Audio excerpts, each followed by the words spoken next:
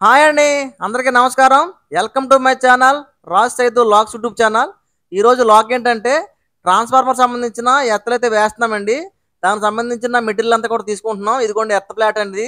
తర్వాత అయితే ఎత్త పైప్ తీసుకుంటాము. ఇదిగోండి ఎత్త పైప్ ఇది జిఐ పైప్ కాదు, ఇది సిఐ పైప్ అండి. ఇది సిఐ పైప్ కింద ఇది ఉంది కదా, ఇది ఉంటే మట్టిలోకి అయితే వెళ్ళదని చెప్పి దానికి ఉన్న కింద సూది ఉన్నది మాత్రం పగలగొట్టేశాను. ఇదిగోండి పగలగొట్టేశాను. ఇది మాత్రం ఐరన్‌తో తయారు చేశారు. దీనికి దానికి కప్లింగ్ ఉంటుంది. అది ఏదైనా రాడ్ ఇచ్చి కొడితే వచ్చేస్తది. లోపటికి ఇప్పుడు దాంట్లో కూడా చక్కగా మట్టి అది వెళ్ళి ఎర్త్ బాగా పనిచేస్తదని చెప్పి అది పీకేస్తున్నాము.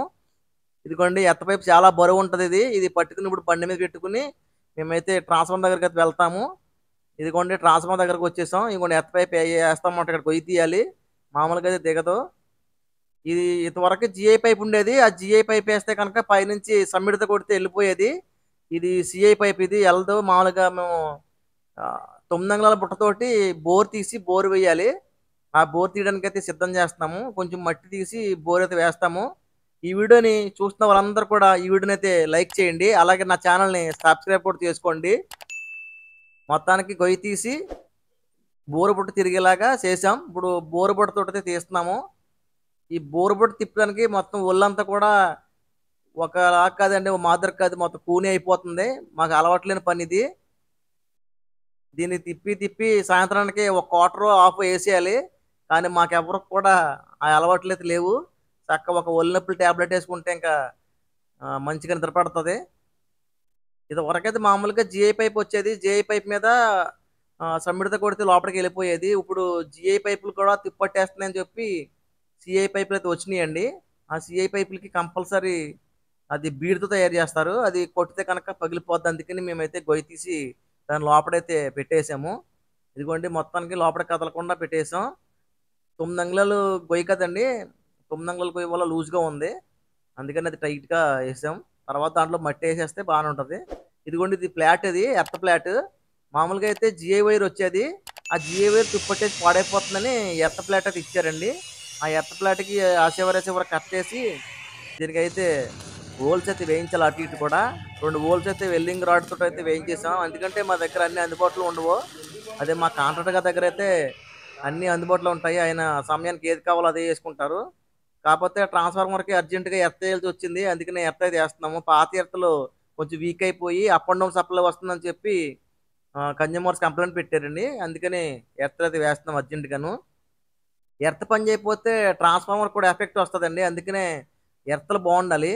మనం ఇచ్చే ఎర్త్‌ని బట్టే ట్రాన్స్‌ఫార్మర్ కూడా వర్క్ చేస్తది. ఎర్త్ బాగోపోతే గనక ట్రాన్స్‌ఫార్మర్ కూడా ఫెయిల్ అయిపోతది. ఇదిగోండి చూసారు కదా! చాలా మెత్తగా ఉంటది. ఇది కూడా జిఐదే. జిఐ ఎర్త్ ఫ్లాట్ ఇది. మామూలుగా వంగట్లేదు. అయ్యబాబోయ్! చాలా కష్టపడాల్సొస్తుందండి ఇది ఉంచడానికి. మొత్తానికి ఇది బెండ్ చేసి నీట్‌గా పెట్టాలి. ఎందుకంటే డీటీఆర్‌కి తగలకూడదు.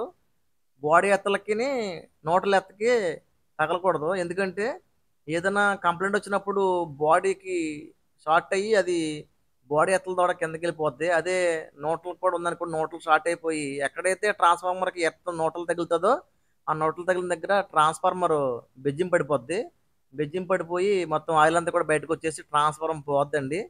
అందుకని న్యూట్రల్ ఎర్త్, బాడీ ఎర్త్‌లు కలవకుండా వేస్తాము.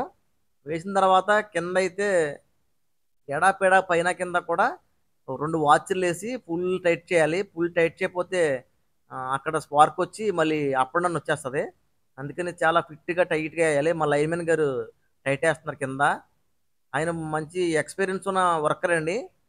మాకంటే కొత్త కొత్తగా వచ్చినాయి గాని ఉద్యోగాలు, మా లైన్‌మెన్ గారికైతే చాలా సీనియారిటీ ఉంటది. మేము మేమెప్పుడు వర్క్ చేసినా సరే, మాకు కూడా సీనియర్ లైన్ ఇన్స్‌పెక్టర్ గారు, లైన్‌మెన్ గారు అందరూ ఉండి మాతో అయితే వర్క్ చేపిస్తారు. ఎందుకంటే వాళ్ళకే ఎల్‌సీ ఇస్తారండి. మాకు ఎల్‌సీ ఇవ్వరు. వాళ్ళు ఎల్‌సీ తీసుకొని మాతోటైతే వర్క్ చేపిస్తారు. మొత్తానికి డీటీఆర్‌కి ఎత్తలేయడం అయితే కంప్లీట్ అయిపోయింది. ఇందాక బోర్ తిప్పాం కదండీ! ఈ బోరు బుట్టతోటి. ఈ బోరు బుట్టని తెల్లగా తోమి ఇచ్చేయాలి. మేము అసలు అద్దెకు తెచ్చాము. మళ్ళీ ఇంకోసారి అడిగితే ఇవ్వరు మాకు. అందుకనే మా కొలిక్కయితే మొత్తం బోరు బుట్టని తెల్లగా తోమేస్తున్నాడు. ఇది తోమేసి ఇంకా ఆళ్ళకి అప్పచెప్పేస్తే మా పనంతా కూడా కంప్లీట్ అయిపోయినట్టే. దయచేసి మా కష్టానికి ప్రతిఫలంగా ఒక లైక్ కొట్టండి. మీరు కొట్టే ఒక లైక్ వల్ల ఈ వీడియో అందరికీ షేర్ అవుతుంది. అందుకనే లైక్ కొట్టమని అడుగుతున్నానండి. తప్పకుండా మీరైతే ఈ వీడియోకి లైక్ కొట్టండి. లైక్ కొట్టారు కదండీ! నాకు తెలుసండి మీరంతా కూడా చాలా మంచివాళ్ళని. నా వీడియో చూసి లైక్ కొట్టకుండా, అలాగే నా వీడియోని చివరిదాకా చూసి లైక్ చేసి, నా ఛానెల్‌ని సబ్స్క్రైబ్ చేసుకున్న వాళ్ళందరికీ కూడా థాంక్ యూ వెరీ మచ్.